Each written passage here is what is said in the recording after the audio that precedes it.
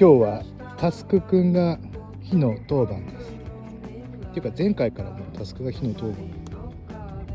どうですか？火をつけるのは難しいですか？何が難しいですか？最初だよね。焚き付けとか使えばすぐ燃えるんだろうけどね。まあ段ボールいっぱいあるから段ボールでやろうぜ。焼肉やろうぜ。我が家の日常だね、もうね。